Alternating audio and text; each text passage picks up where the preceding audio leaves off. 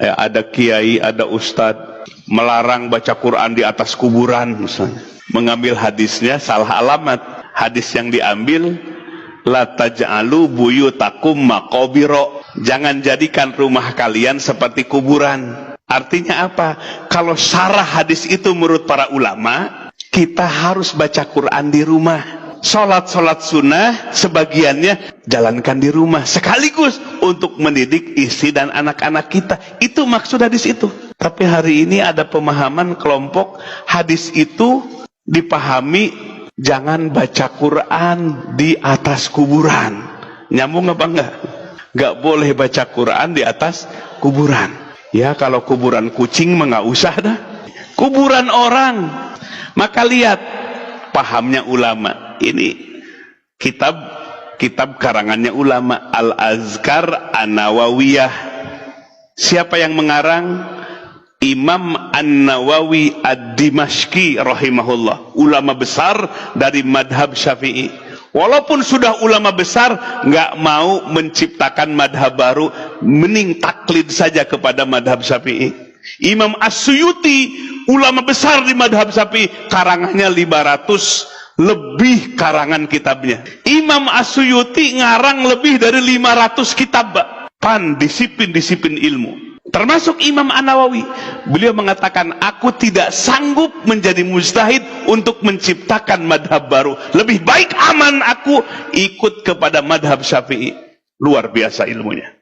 Beliau ngarang kitab ini. Dalam kitab ini disebutkan qala asy-Syafi'i wal ashab, berkata Imam Syafi'i dan ashab pengikut ulama Imam Syafi'i, yustahabu disunahkan ayakra'u membaca indahu di sisi makom kuburan syai'an sesuatu minal Quran, satu ayat, dua ayat, satu surat, dua surat.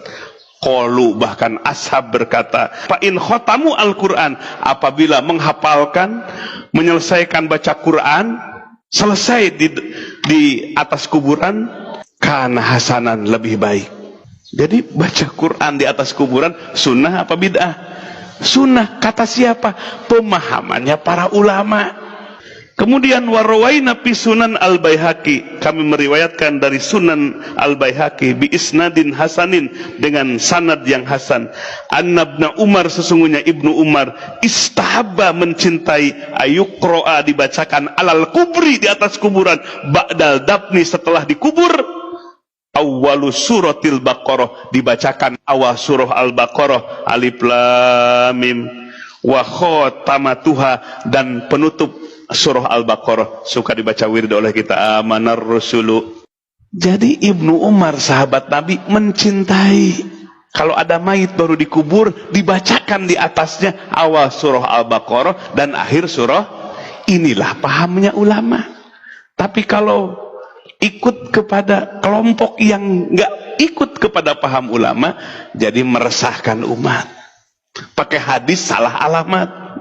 Nah, ini contoh satu, Bapak Ibu sekalian, ya, bagaimana pemahamannya para ulama. Jadi kalau belajar dengan pemahamannya ulama tuh enak, kitabnya banyak, keterangannya banyak, lengkap. Makanya sebetulnya nggak usah dipersoalkan lagi, tinggal mau pakai yang mana, ulama yang mana. Kalau dalam fikih mau madhab yang mana, dari madhab yang 4. Jadi gak usah dibentur-bentur lagi, apalagi membid'ah-bid'ahkan lagi amalan orang. Kita tinggal memikirkan peradaban umat ini, peradaban Islam ini. Umat Islam itu cerdas dalam menguasai ilmu pengetahuan dan teknologi. Sebagai apa? Perangkat supaya agama kita maju, agama kita kuat. Umat ini menjadi mulia karena menguasai ilmu pengetahuan dan teknologi. Jangan pisahkan urusan agama dengan urusan dunia. Jangan pisahkan agama dengan ilmu pengetahuan umum. Saling menguatkan. Itulah pemahaman yang sahih, pemahaman yang benar, apa yang diajarkan oleh Rasulullah sallallahu alaihi wasallam.